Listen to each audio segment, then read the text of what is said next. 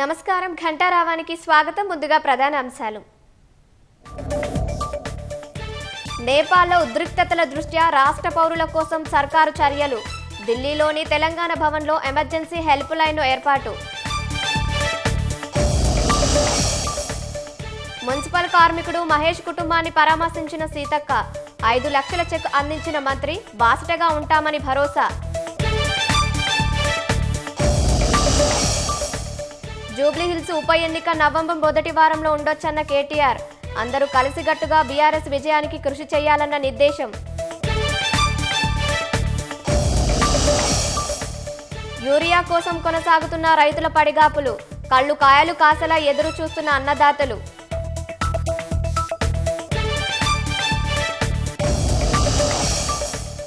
America కంపెనీలపై తీవ్ర ప్రభావం చూపుతున్న ట్రంప్ సుంకాలు. ఆదాయం తగ్గుతుందని అమెరికన్ ఛాంబర్ ఆఫ్ కామర్స్ సర్వేలో వెల్లడి.